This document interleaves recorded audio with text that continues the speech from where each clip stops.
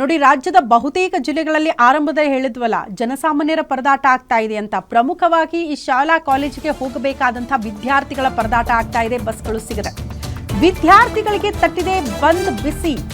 ಸಾರಿಗೆ ನೌಕರರ ಈ ಮುಷ್ಕರದ ಬಿಸಿ ವಿದ್ಯಾರ್ಥಿಗಳಿಗೆ ತಟ್ಟಿದೆ. ಯಾದಗಿರಿಯಲ್ಲಿ ಬಸ್ಗಳು ಸಿಗದೆ ವಿದ್ಯಾರ್ಥಿಗಳು ಪರದಾಡ್ತಿದ್ದಾರೆ. ಶಾಲೆ ಕಾಲೇಜಿಗೆ ಹೋಗಬೇಕಾದವರು ಸಂಕಷ್ಟದ ಪರಿಸ್ಥಿತಿಯನ್ನು ಎದುರಿಸಬೇಕಾಗುತ್ತೆ. ಬಸ್ ಬಂದ್ ಆಗಿರುವ ಹಿನ್ನೆಲೆ ಆಟೋ ದರ ಕೂಡ ದುಬಾರಿಯಾಗಿದೆ. 1,000-2,000 ಹಣ ಕೇಳ್ತಿದ್ದಾರಂತೆ ಆಟೋ ಚಾಲಕರು. ಬೆಳಗ್ಗೆಯಿಂದಲೇ ಬಸ್ ನಿಲ್ದಾಣದಲ್ಲೇ ಕುಳಿತು ಬಿಟ್ಟಿದ್ದಾರೆ ವಿದ್ಯಾರ್ಥಿಗಳು. ಅಷ್ಟೆಲ್ಲ ದುಡ್ಡು ಕೊಟ್ಟು ವಿದ್ಯಾರ್ಥಿಗಳು ಹೋಗಕ್ಕಾಗತ್ತಾ? ಆಟೋಗೆ ಹಣ ನೀಡಲಾಗದೆ ವಿದ್ಯಾರ್ಥಿಗಳ ಪರದಾಟ. 1,000-2,000 ಅಂದ್ರೆ ಬಸ್ಗಳು ಇಲ್ಲ, ಆಟೋಗೆ ಹೋಗೋದಕ್ಕೆ ಹಣ ಇಲ್ಲದೆ ವಿದ್ಯಾರ್ಥಿಗಳು ಕಂಗಾಲಾಗಿದ್ದಾರೆ. ತಿಂಡಿ ತಿನ್ನದೆ ಶಾಲೆಗೆ ಹೋಗೋದಕ್ಕೆ ವಿದ್ಯಾರ್ಥಿಗಳು ಬಂದಿದ್ರಂತೆ. ಬೆಳಗ್ಗೆ ಇದ್ರೆ ಬಸ್ ಸಿಗಬಹುದು, ಬೇಗ ಸ್ಕೂಲ್ಗೆ ಹೋಗಬಹುದು ಅನ್ನುವಂಥ ಮನಸ್ಥಿತಿಯಲ್ಲಿ ವಿದ್ಯಾರ್ಥಿಗಳು ಬಂದರು. ಬಟ್ ಬೆಳಗ್ಗೆ ಎದ್ದು ಬಂದಂಗೆನೆ ಬಸ್ಗಳು ಸಿಗ್ತಾ ಇಲ್ಲ. ಹೋಗ್ಲಿ ಆಟೋ ಮೂಲಕನಾದ್ರೂ ಬಸ್ ಅಂದ್ರೆ ಸ್ಕೂಲ್ಗಳಿಗೆ ಹೋಗೋಣ ಅಂತ ಅಂದ್ರೆ ಅವರು ಕೂಡ 1,000-2,000 ಕೇಳ್ತಿದ್ದಾರಂತೆ. ನೋಡಿ, ಇಷ್ಟೆಲ್ಲ ಪುಟ್ಟ ಮಕ್ಕಳ ಹತ್ರ ಅಷ್ಟು ದುಡ್ಡು ಇರುತ್ತಾ ಅಂತ. ಸ್ಕೂಲಿಗೆ ಹೋಗ್ಬೇಕು, ಬಸ್ ಪಾಸ್ ಇರುತ್ತೆ, ಆ ಬಸ್ ಪಾಸ್ ಮೇಲೆನೆ ಆರಾಮಾಗಿ ಓಡಾಡ್ತಿರ್ತಾರೆ ವಿದ್ಯಾರ್ಥಿಗಳು. ಈಗ ದುಡ್ಡು ಕೇಳ್ತಿದ್ದಾರಂತೆ ಆಟೋ ಡ್ರೈವರ್ಸ್. ನಾಷ್ಟ ಮನೆಯಿಂದ ನಾಷ್ಟ ಎಲ್ಲಿ ಮಾಡ್ತೀರಿ? ಇಲ್ಲ, ನೀವು ಸ್ಕೂಲಿಗೆ ಹೋದ್ರೆ ಸ್ಕೂಲಾಗ ಮಾಡ್ತಿದ್ರೆ ಅಲ್ಲಿ ಮಧ್ಯಾಹ್ನ ಊಟ ಕೊಡ್ತೀರಲ್ಲ, ಬೆಳಿಗ್ಗೆ ಕೊಡ್ತೀರಾ?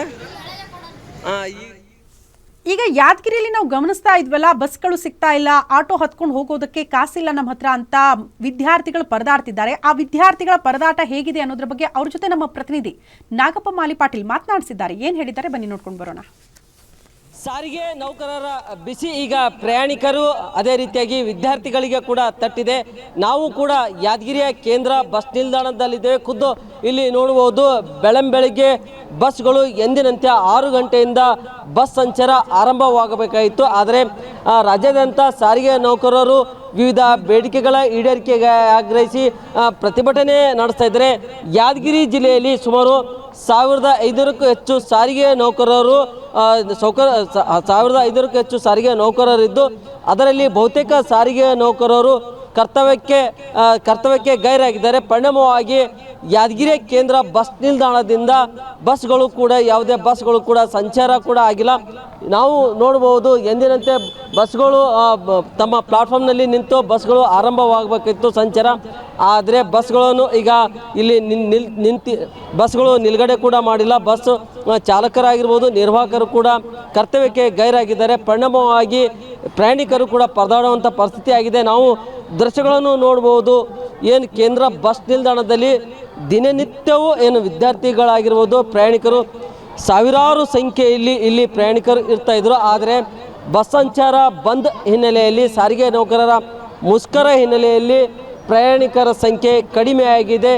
ಈಗ ಇಲ್ಲಿ ವಿದ್ಯಾರ್ಥಿಗಳು ಇದ್ದಾರೆ, ಏನಂತ ಕೇಳೋಣ. ಯಾಕಂತಂದ್ರೆ ಬೆಳಗ್ಗೆನೇ ಅವರು ಇಲ್ಲಿ ಸ್ಕೂಲಿಗೆ ತೆರಳಲು ಬಂದಿದ್ದಾರೆ. ಈಗ ನೀವು ಎಲ್ಲ ಬಂದಿರಿ, ಯಾವ್ರಿಂದ ಬಂದಿರಿ, ಏನು ತಕ್ಲೀಫಲ್ಲ? ಹತ್ತಿಕುಳ್ಳಿಂತ ಬಂದೀವ್ರಿ.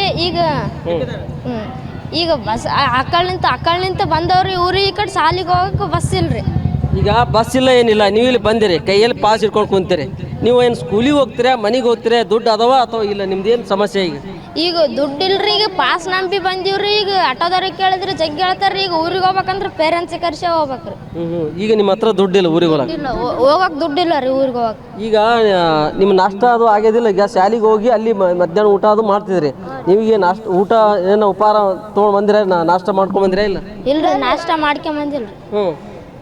ಈಗ ಮಧ್ಯಾಹ್ನಕ್ಕೆ ಊಟ ಮಾಡ್ತೀವ್ರಿ ಶಾಲ್ಯಾಗ. ಈಗ ನಿಮಗೆ ಸದ್ಯಕ್ಕೆ ಹಸುವಾಗ್ಯಾವ ನಿಮ್ಗೆ? ಹೌದ್ರಿ. ರೊಕ್ಕ ಹೋಟೆಲ್ಗೆ ಹೋಗಿ ನಾಷ್ಟ ಮಾಡಿದ್ರೆ? ಇಲ್ಲ ರೀ, ರೊಕ್ಕ 1 ರೂಪಾಯಿ ಕೊಟ್ಟಿಲ್ಲ ರೀ. ಪ್ರಯಾಣಿಕರಿದ್ದಾರೆ ಏನದಕ್ಕೆ ಈಗ ಅಜ್ಜ ನೀವು ಬಂದಿರಿ ಇಲ್ಲಿ ಬಸ್ ಎಲ್ಲ ಬಂದವ, ಸಾರಿಗೆ ನೌಕರು ಪ್ರೊಟೆಸ್ಟ್ ಮಾಡತ್ತಾರ.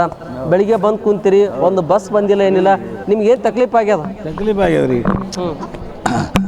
ನೋಡ್ರಿ, ಬಸ್ ಇಲ್ಲ, ಏನಿಲ್ಲ, ನಮಗೆ ದುಡ್ಡಿಲ್ಲ, ಎಲ್ಲಿ ಹೋಗ್ಲಿಕ್ಕ, ಹೊಟ್ಟಿಗೆ ಉಳ್ಯಾಕ ಅನ್ನ ಇಲ್ದಂಗೆ ಆಗ್ಯದ. ನೀವು ಬಸ್ ನೀವು ನಿಂದಿರ್ಸಿರಿ. ನಾವು ವಯಸ್ಸಾದವರು ಎಲ್ಲಿ ಹೋಗ್ಬೇಕ್ರಿ? ಬಸ್ ಸ್ಟ್ಯಾಂಡ್ದಾಗೆ ಬಿಡುವಮ್ಮ ಅಂದ್ರೆ ಮಾತು ಇದು ತಪ್ಪಾಗ್ತದ್ರಿ. ನೀವು ಬಸ್ ಬಿಡೇಬೇಕಾಗ್ತದೆ. ಬಸ್ ಬಿಟ್ಟಿಲ್ಲ ಅಂದ್ರೆ ಎಲ್ಲ ಜನ ಸಾಯೋದು ಟೈಮ್ ಬರ್ತದೆ.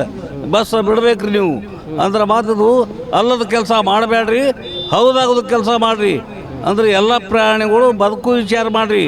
ಈ ಬಸ್ ಸ್ಟ್ಯಾಂಡ್ ತುಂಬ ಎಲ್ಲ ಮಂದಿ ಭಾಳ ತ್ರಾಸ ಒಳಗೆ ಕುಂತು ಬಿಟ್ಟದ್ರಿ. ನೀವು ಬಸ್ ಬಿಡಬೇಕ್ರಿ ನೀವು. ಇದು ಇಲ್ಲಿನ ವಿದ್ಯಾರ್ಥಿಗಳು, ಅದೇ ರೀತಿಯಾಗಿ ಪ್ರಯಾಣಿಕರ ನೋವಿನ ಮಾತಾಗಿದೆ. ಸರ್ಕಾರ ಆದಷ್ಟು ಬೇಗ ನಮ್ಮ ಕಾಳಜಿ ವಹಿಸಿ ಬಸ್ ಸಂಚಾರವನ್ನು ಆರಂಭ ಮಾಡಬೇಕೆಂದು ಒತ್ತಾಯ ಮಾಡಿದ್ದಾರೆ. ನಾಗಪ್ಪ ಮಾಲಿ ಪಾಟೀಲ್, ಗ್ಯಾರಂಟಿ ನ್ಯೂಸ್, ಯಾದಗಿರಿ.